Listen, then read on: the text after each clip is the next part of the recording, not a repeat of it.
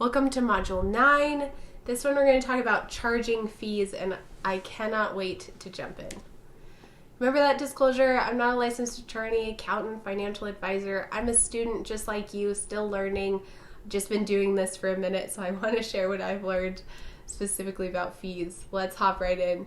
So, fees are your best friend. They are your worst enemy when you're booking, right? We talked about that rental car. It's $90 a night, and then you do the math. It's actually $200 a night after the fees and extra charges. But fees are an opportunity that the average hobbyist who is using Airbnb is not taking advantage of.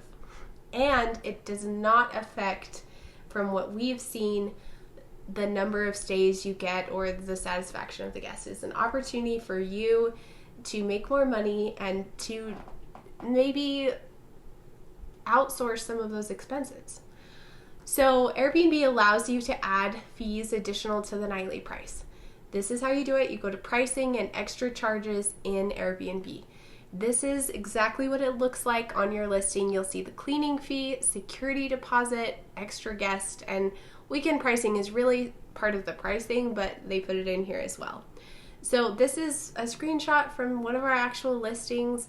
The cleaning fee is listed. This is exactly what we pay our cleaner on this unit to clean it. The security deposit is very important, and we need to talk about this.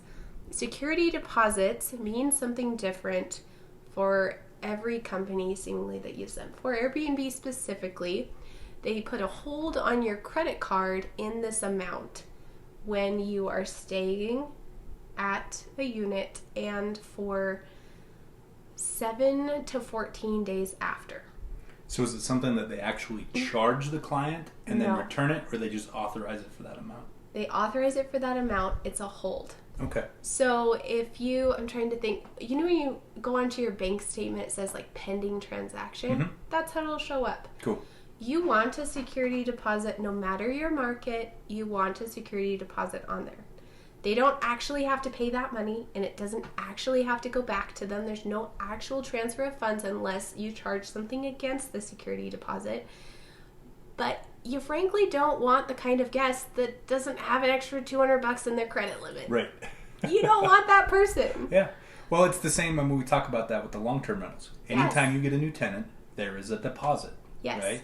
And if they can't pay it, you don't want them. You just have new tenants more often. Yes. But you still should be collecting that security deposit. Because Exactly. if they break something of yours, they should be paying for it, not you. Exactly. Exactly right. And it's even easier because it's not actually cash transferring. It's a hold on a line. Extra guests, this is a great opportunity for you to make extra money. The way we do this is the number of people that actually sleeps in beds. So if you have a 2-bedroom apartment with 2 king-size beds, and then there's a sofa couch and an air mattress, it technically sleeps 7. 2 in each king-size bed, that's 4. 2 on the sofa couch, because it's a queen-size sofa couch that folds out to a bed, and then let's say it's a twin-size air mattress. So that's 7.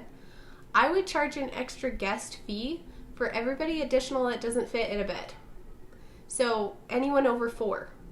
So 3 people, if they book it for 7, 3 people would be paying $10 a night.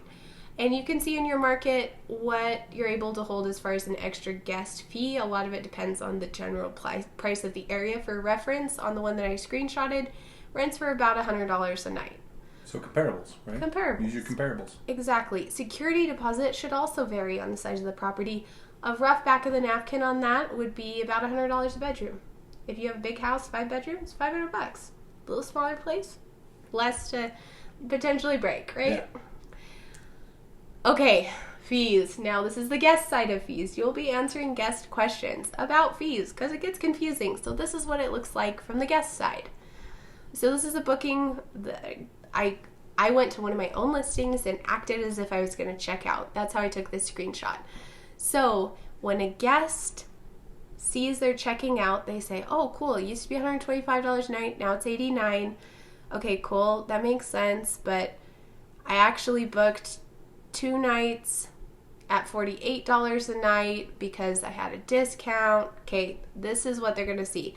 You can see how this gets confusing, right? We have an $89, we have a $49 for a nightly fee. We have a cleaning fee that's supposedly more than the nightly fee. These are things that they will have questions about. And I'm going to tell you how to answer those questions, because when they text you or message you through Airbnb and say, I don't really understand the fees, you don't understand as a recipient of that text either, because you don't know what they're looking at. Right. That's why I did this one and I explained it so confusingly, because you don't really know what they're doing, right? Okay, I'm going to dig a little bit deeper into that. If guests ask about fees specifically, a couple slides from now, you're going to want to screenshot it, because it will tell you the specific answer that you should give them. If they have questions about the fees, the service fee, the occupancy and taxes, it's going to tell you exactly how to respond to that. We'll get to that in just a second. The cleaning fee. Okay, how do you choose what to charge? Take a look around at your comparables. Look at the listings around you. You will see two things. You will see very low cleaning fees, and that is typically hobbyists, people that are just everyday people. They're not trying to make a business out of this. They just have an extra unit in their house. They have a little guest house and they're just wanting to rent it for a little extra income, and they're doing the cleanings. So you will see very low cleaning fees. An example would be about $100 a night for a nightly rate. Cleaning fee of like $20, $30 is very low. And then you will see an average around a higher cleaning. And these are your professional cleaning companies that then they're paying for. Let's say in my area specifically, about a 2-bedroom is about $58 to have cleaned. So if you're seeing a lot of cleaning fees coming in at $20, $30, and then you're seeing a lot come in at $60, $55, that's the difference. That's why you see two that are so drastically different. Price at the higher one. Because even if you want to do your own cleanings and make a little bit of cash for a little bit, you want to be paying for it. You want to be paid for it. You want to be paid for it in a way that you can then, if you don't want to clean anymore, hire a professional cleaner who can come in at the price you were already charging and do that job for you. When in doubt, set it at the higher one. See if it holds. And with that, fail fast. Yes. So if you set your pricing and you're realizing you're not getting any bookings, pricing is one of the first things you should be thinking about, yes. Right? So don't set it there and then leave it for 4 months and then just say, oh, Airbnb or air cash flow strategy doesn't work. Well, no, it's just that you've got to fail fast. Set it there, see how it works for a couple of days, see what your views are, see what your bookings are, and then if you need to make adjustments, be willing to make those adjustments and make them on the fly. But it's always easier to lower the price than it is to raise it, right? It is. This is true. And if you're going to clean your own unit to start, you want to be paid at a professional rate, because that's what you're going to have to charge later. Security deposits. Okay, we talked a little bit about this already. It's just a hold placed on a credit card, and you should be charging about $100 a bedroom. Our low is $200, so even if it's a studio, we never dip below that. That's up to you. But $100 a bedroom is a safe place to start it. And just like Mitch just mentioned, what does your market hold? We haven't seen a significant difference in what market holds as far as security deposits, because they aren't actually being charged. They're just a hold on your credit card. But you might experience different in your market, and that's okay. Adjust as you need to. Extra guests you should charge a fee. You're able to charge a fee for anything above a typical sleeping arrangement.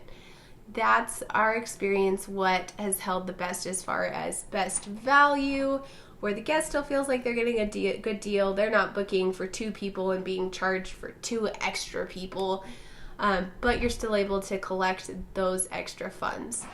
You can use this charge to subsidize your cleaning fee depending on how your cleaners charge. So I'm going to give you an example on this one. So if you have a 4-bedroom home that sleeps 9 people, it has 6 beds and a crib, assuming each bed sleeps 2 people. Now, if your market, you find that you're frequently having 1 guest or 2 guests book this 4-bedroom home and it's just them, They just book it because it's what's available. We have this happen all the time. We have a property right next to an oil refinery, and there aren't really good hotel options nearby. All the hotels are really gross. So these engineers that are highly specialized come to the oil refinery, and they want somewhere nice to stay. They have a high quality expectation because they're very well paid engineers, and they don't want to stay at a dumpy hotel, but there's not really any other options. So they book a 3-bedroom place, just them, all by themselves. So if you have a larger home that sleeps more people, but it's frequently being booked for less people, you can charge a lower cleaning fee and then use that extra guest charge to be able to subsidize that cleaning fee. So if your cleaner says, hey, if 10 people stay, I'll charge you $100. But if 2 people stay, I'll charge you $50. Use this extra guest charge to make up the difference where the extra guest charge and the cleaning fee are going to your cleaner. And that helps in some markets to kind of mitigate as larger homes are being booked for a fewer amount of guests. Okay. This is where we really dive into the technicalities of fees. So, Airbnb allows you to add additional fees depending on the number of properties you have.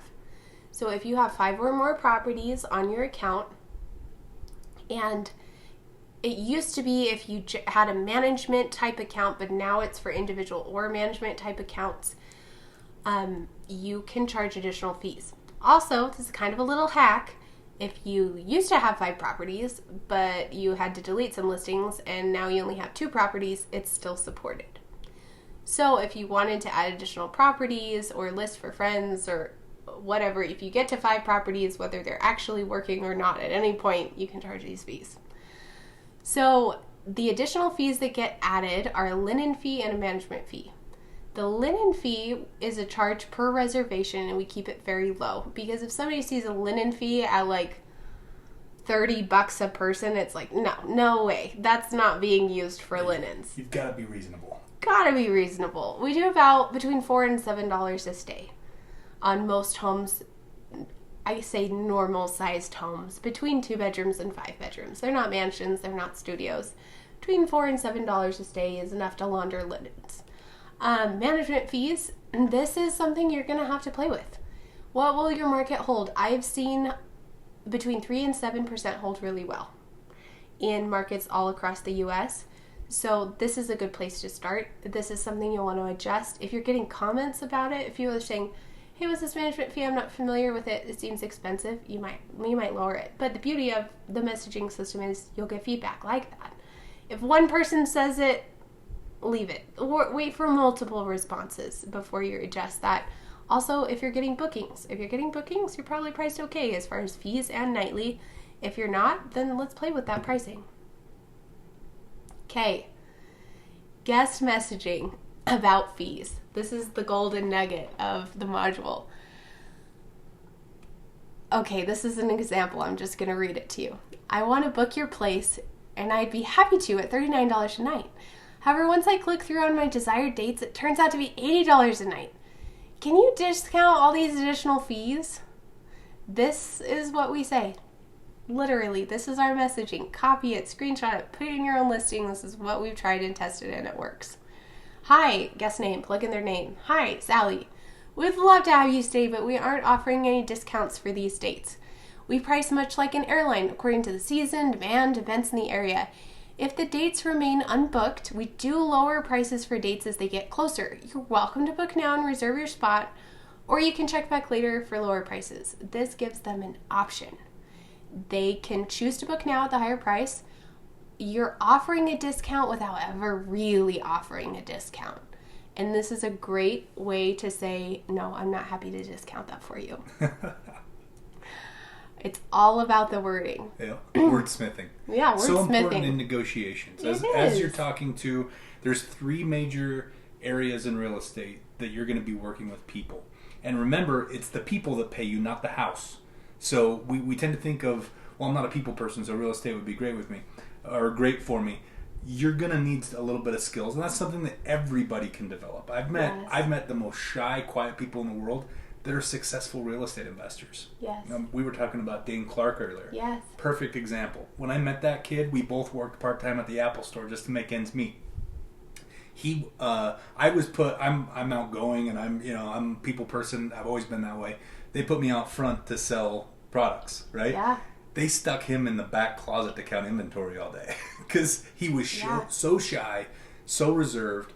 And to watch what that kid has done, and we became friends, we stayed in contact, and he eventually also became a real estate investor.